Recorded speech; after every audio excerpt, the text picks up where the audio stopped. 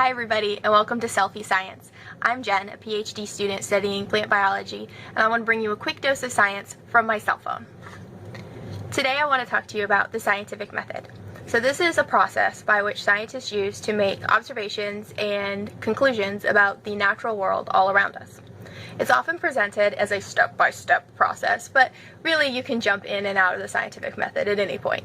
So traditionally, it's presented as observe, question, hypothesize, test, and report. Reporting is very critical. You need to tell everybody what the results of your science was. So when you're walking around, you might make the observation that trees are green in the spring, and then their leaves turn different colors in the fall. So you might question why. Why does this happen? You could hypothesize that a difference between spring and fall is that it is cold outside.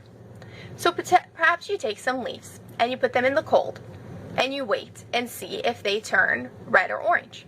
That would be a hypothesis. The leaves turn orange because it's cold. And then you've designed an experiment. I will put leaves in the cold to test it. And then you observe those leaves. Did they turn orange? Yes, no. Then you report. No, they didn't turn orange. It's not the cold, or at least it's not just the cold. Another really fun way to do this is with plants, which is why I'm talking about it. So you can take some plants and germinate them so that they become nice and little, like these soybean I have right here. This is my study species, so I'll be talking about soybean a lot.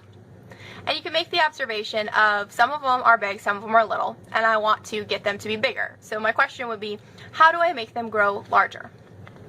Well, we could test different types of food. So you could give them different types of liquid that they could absorb through their roots and see what happens. Whenever you do science, you need to have a control. So in this case, your control would be water. There's nothing in this water. It's just water. So the plants aren't getting anything extra that should be aiding their growth. And you can use the water-treated plants to know how a normal plant would grow. You could also give them extra food, Miracle-Gro. This is fertilizer. It has extra nitrogen and phosphorus that the plants need to grow. And you would assume that they will grow faster and larger than your water-treated plants. You could also ask other questions, like how does caffeine affect the growth of plants? So this is just some coffee, right? You've got caffeine is in coffee. How does it affect the plants as compared to the ones you treated with water?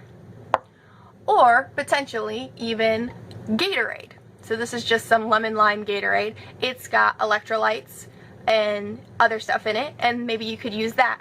You could also get creative and do Pepsi, which has a lot of sugar, or even just add sugar to your sugar water to make sugar water, add sugar to your water to make sugar water, and see how that impacts the growth of your plant. But what does impacting the growth even mean? You have to have something you can measure, something you can take every single day. And a good thing with plants is growth.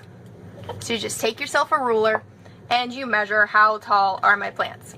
Every day you write down how many centimeters tall it is, maybe over a week, and then you can see which plant grew the best under which thing. That would be your testing step. And then you could bring maybe a poster or a picture of your plants to your science fair. That's a report. You just told everybody in the school or your class about it. One thing that a lot of people forget is replication. Now in biology, replication is incredibly important because each one of these soybeans is a little bit different. I'll bring him in here so you can see. See this guy right here? He's so much shorter than these other guys. They were all planted at the same time, same pot, same light, same water, all of that. But he's a little shorter. And then maybe even look at these guys up here. See, these guys' leaves are still a little bent, and these guys' leaves are flat. They're all slightly different. That's known as biological variation. Our genes are different.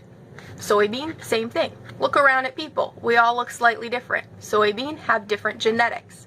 So to account for that, you need to have replicates, lots of different individuals. I'm getting ready for an experiment where I'm actually going to use 9 individuals in a single replicate and do 3 replicates. So my whole experiment will be representative of 3 times 9. 27 plants. That's a lot of replication, hopefully to minimize the differences based on genetics and maximize the differences based on treatment. I hope you enjoyed this little speech on the scientific method, and make sure when you're getting ready for your science fairs that you have a control, you have a clear way to measure, and you have lots of replication. Have a good day, everybody.